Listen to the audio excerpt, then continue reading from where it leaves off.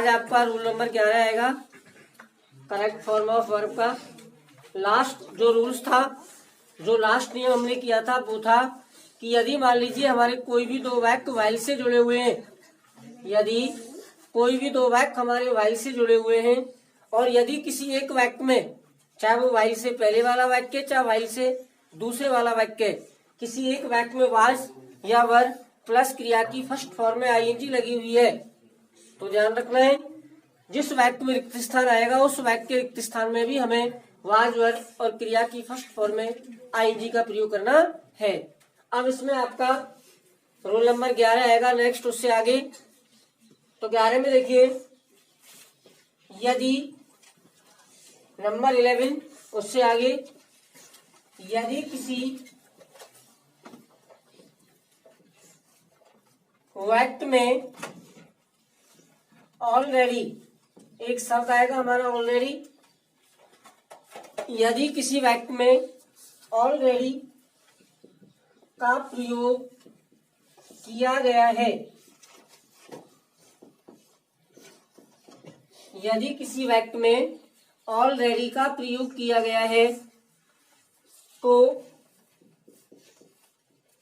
ऐसे वाक्यों के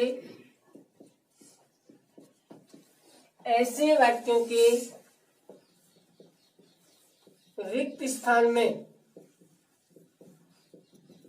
ऑलरेडी का प्रयोग किया गया है तो ऐसे वाक्यों के रिक्त स्थान में हैड प्लस V3 का प्रयोग किया जाता है।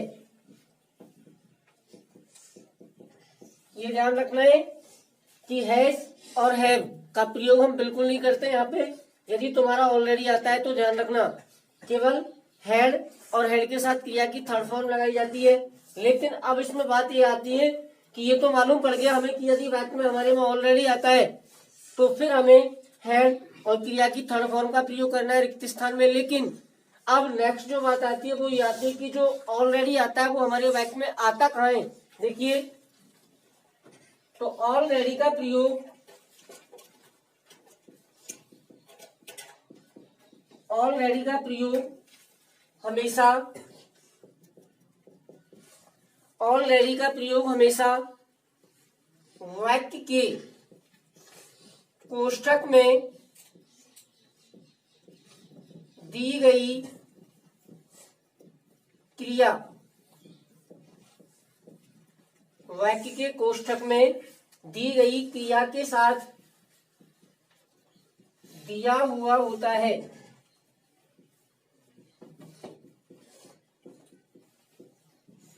तो इसमें ये ध्यान रखना है आपको कि ऑलरेडी तो हमारे वाक्य में आएगा और जब ऑलरेडी आता है तो हम ऐसे वाक्यों की रिक्त स्थान में हमेशा हैड प्लस क्रिया की थर्ड फॉर्म का प्रयोग करते हैं। लेकिन ऑलरेडी जो आएगा वो हमारे जो वाक्य का जो कोष्ठक होता है जिसमें जो क्रिया आती है उस क्रिया के साथ आता है, हमेशा अलग से वाक्य में नहीं आता है। ध्यान रखना है इस चीज को कि जो कोष्ठक में जो क्रिया आएगी फर्स्ट फॉर्म आएगी वर्ब की, उस फर्स्ट फॉर्म के साथ इस ऑलरेडी का प्रयोग होता है। ध्यान रखना है। अब किस तरह से आता है वो एग्जाम्पल देखिए इसमें। तो पहला उदाहरण लिखा हमने कि आई रिक्त स्थान कोष्ठक, कोष्ठक में लिखा फिनिश माई वर्क। और इसके साथ दूसरा एग्जाम्पल और दे रहे हैं। पहला तो आपका हो गया आई रिक्त स्थान कोष्ठक में है फिनिश माई वर्क, इसी में दूसरा है सी रिक्त स्थान कोष्ठक, एक मिनट रुक जाओ, अभी जो लिखा मेरे तो ऑलरेडी इसके साथ ही आता है, ध्यान रखना। दोबारा से लिख रहा हूं इस सेंटेंस को मैं अभी। Already finish my work. दूसरा एग्जांपल है आपका ही सी रिक्त स्थान कोष्ठक बनाओ, कोष्ठक में है ऑलरेडी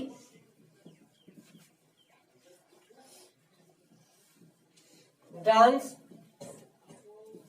ऑन द रूफ। अब ये दो एग्जाम्पल है हमारे। पहला एग्जाम्पल है आई, आई के बाद रिक्त स्थान दिया हुआ है, कोष्टक में है ऑलरेडी फिनिश, उसके बाद माई वर्क। दूसरा एग्जाम्पल है सी, रिक्त स्थान, कोष्टक में है ऑलरेडी डांस, इसके बाद है ऑन द रूफ। जैसा कि मैंने आपको बताया, ध्यान रखना है कि इतना तो हमें पहले फर्स्ट में मालूम पड़ गया कि यदि हमारे वाक्य में ऑलरेडी आता है तो ऐसे वाक्यों के रिक्त स्थान में हम हैड प्लस क्रिया की थर्ड फॉर्म का प्रयोग करते हैं। लेकिन सबसे पहली जो चीज आएगी इसमें वो क्या आएगी, क्या ध्यान रखना है कि जो ऑलरेडी आएगा वो ऑलरेडी हमेशा हमारे वाक्य का जो कोष्टक होता है जिसमें क्रिया आती है उस क्रिया के साथ आता है। ध्यान रखना, अलग से वाक्य में नहीं आएगा, केवल ऑलरेडी जब आता है तो वो हमेशा कोष्टक में जो क्रिया आती है उस क्रिया के साथ आता है, ये ध्यान रखना। इस तरह से आएगा। मालूम पड़ गया कि ऑलरेडी आ गया, कोष्टक में दिया हुआ है, तो फिर हम रिक्त स्थान में भरेंगे कैसे, इतना ही पता पड़ गया कि हेड और क्रिया की थर्ड फॉर्म का प्रयोग करते हैं। लेकिन कैसे, तो सबसे पहले हेड, सक्रिय हेड का प्रयोग करते हैं, इसके बाद ऑलरेडी लिखा जाता है। ध्यान रखना, ऑलरेडी लिखने के बाद अब आपकी जो वर्ब है क्रिया उसकी थर्ड फॉर्म आएगी फिनिश। इस तरह से भरना है, यानी कि ऑलरेडी जो होगा वो HV प्लस वर्ब दोनों के बीच में आएगा। ध्यान रखना, कोष्टक में जैसे है वैसे आएंगे, ऐसे इसमें भर देंगे, हैड प्लस ऑलरेडी आ जाएगा तुम्हारा, और इसके बाद क्रिया की थर्ड फॉर्म हो जाएगी डांस। इस तरह से हम हमारे वाक्य में जो रिक्त स्थान होता है उसमें भरते हैं। ध्यान रखना कि ऑलरेडी आता है वाक्य में तो हेड प्लस क्रिया की थर्ड फॉर्म भरते हैं, लेकिन ऑलरेडी हमेशा ही वाक्य का जो कोष्टक होता है उसमें जो क्रिया होती है उसके साथ आता है। और इसी तरह से रिक्त स्थान में भरते हैं, पहले सक्रिया, फिर ऑलरेडी, फिर क्रिया की थर्ड फॉर्म। तो इस तरह से हम इसका प्रयोग करते हैं। ध्यान रखना, तो ये नियम नंबर अपना 11 है। ये कई बार आपके बोर्ड के एग्जाम में आ चुका है, ये भी ध्यान रखना। ये जो ऑलरेडी वाला नियम है ये लगभग ये मानो कि 2 या 3 बार अब तक पेपर में आ चुका है 10th के बोर्ड के एग्जाम में। तो इस तरह से आपको ये करना है यदि हमारे वाक्य में कोई भी नियम इस तरह से आता है ऑलरेडी वाला पेपर में। अब आपका आता है रूल्स नंबर 11। 11 के बाद 12वां है, देखिए किस तरह से आता है। हमारा टेंस चल रहा है पास्ट, तो पास्ट में अगले पे बढ़ते हैं हम। यदि कोई भी दो वाक्य, यदि कोई भी दो वाक्य आफ्टर या बिफोर, अब हमारे पास दो शब्द हैं और ये कनेक्टिव है, कनेक्टिव के रूप में इनका प्रयोग किया जाता है। आफ्टर भी हो सकता है, इसके अलावा बिफोर भी हो सकता है। तो यदि कोई भी दो वाक्य आफ्टर या बिफोर से जुड़े हुए हैं, आफ्टर या बिफोर से जुड़े हुए हैं तथा इनसे पहले, आफ्टर और बिफोर से पहले ध्यान रखना है, तथा आफ्टर से जुड़े हुए तथा इनसे पहले है प्लस V3, तथा इनसे पहले है प्लस V3 का प्रयोग किया गया है, तो इनके बाद, आफ्टर और बिफोर के बाद ध्यान रखना है, तो इनके बाद दिए गए रिक्त स्थान में, तो इनके बाद दिए गए रिक्त स्थान में क्रिया की सेकंड फॉर्म का प्रयोग किया जाता है।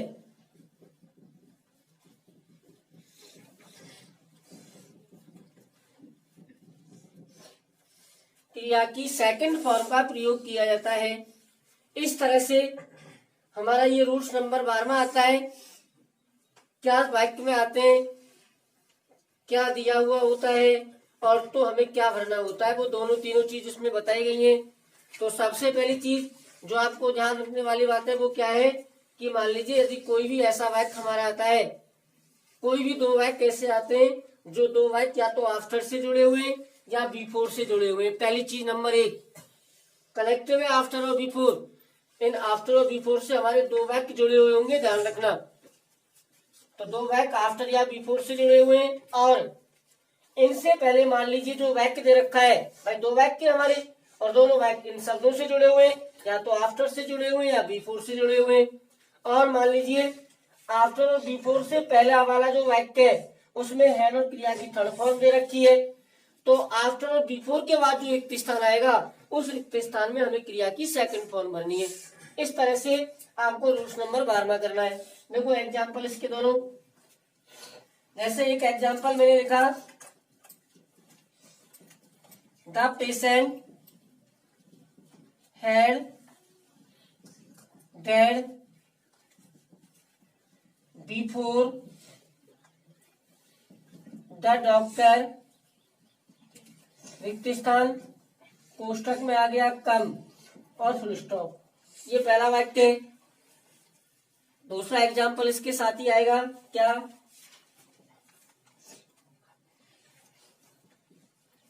The thief had run before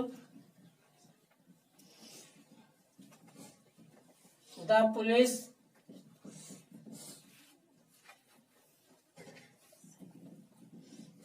रिक्त स्थान कोष्टक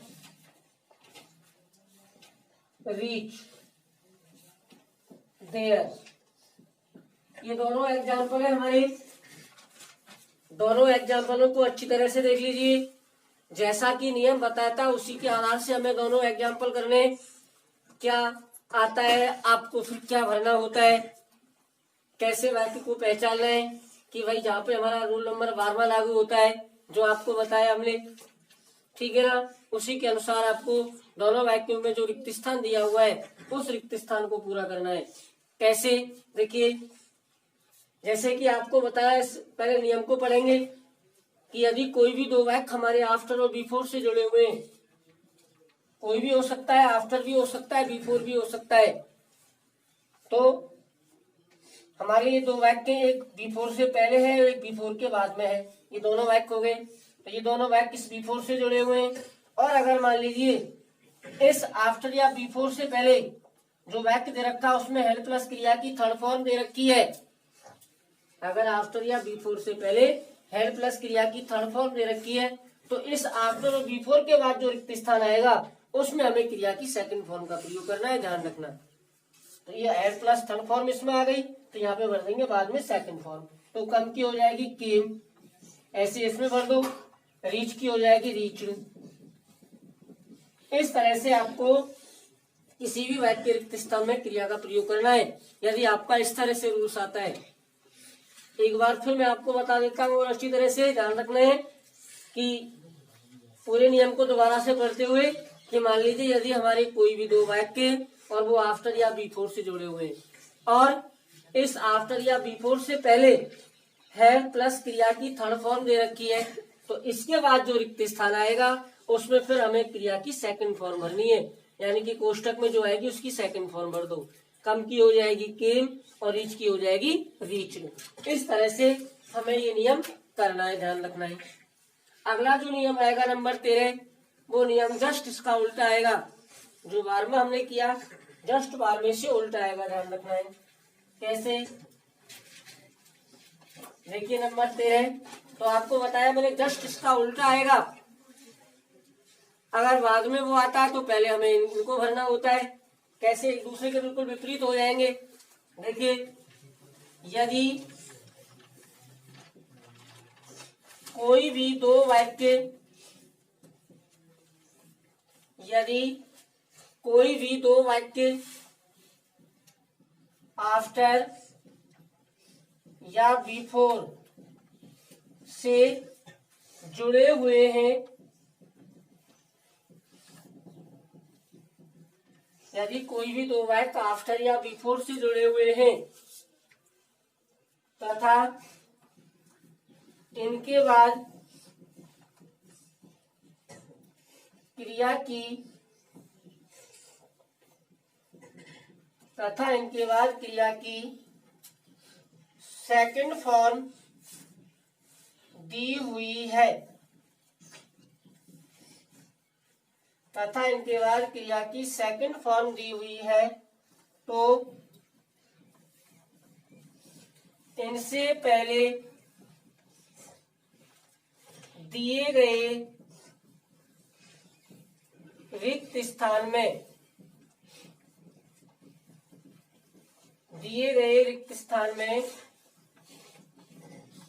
हेड प्लस B3 का प्रयोग किया जाता है।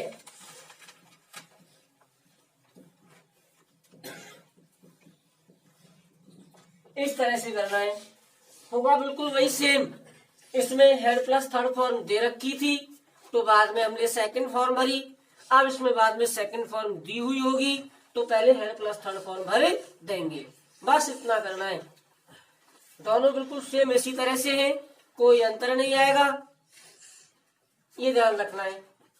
पहले वाले में तो क्या था कि आफ्टर और बिफोर से पहले हेड प्लस थर्ड फॉर्म दे रखी थी वाक्य में, तो बाद में जो रिक्त स्थान था उसमें हमने सेकंड फॉर्म भरी। लेकिन इसमें क्या है कि आफ्टर और बिफोर के बाद में सेकंड फॉर्म दी हुई होगी, तो आफ्टर और बिफोर से पहले जो रिक्त स्थान है उसमें हम हेड प्लस क्रिया की थर्ड फॉर्म का प्रयोग करेंगे। देखिए कैसे, आई रिक्त स्थान आ गया, कोष्टक में लिखा टीच द स्टूडेंट्स, आई रिक्त स्थान कोष्टक में है teach the students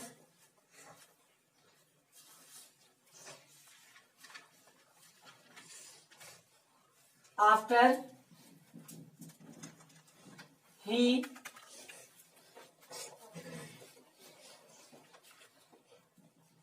went after he came there।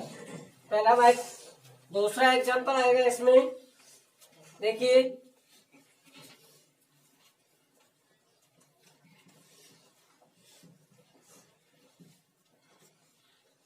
The train रिक्त स्थान कोष्टक में लिखा डिपार्ट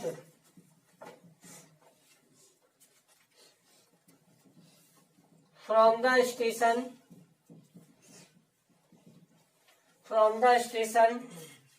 बिफोर आई रीच। ये दोनों वाक्य हमारे, दोनों वाक्यों को देख लीजिए, बिल्कुल ऊपर वाला और नीचे वाला सेम है, कोई ज्यादा अंतर नहीं मिलेगा, केवल रिक्त स्थान का अंतर आएगा। बस नियम आपका वही है, कभी पहले भी आ सकता है रिक्त स्थान, कहो तो पीछे भी हो सकता है, शब्द वही आएंगे। अगर पहले रिक्त स्थान है तो बाद में सेकंड फॉर्म भर देंगे, अगर बाद में सेकंड फॉर्म है तो पहले हेड प्लस थर्ड फॉर्म भर देंगे, बात वही आएगी।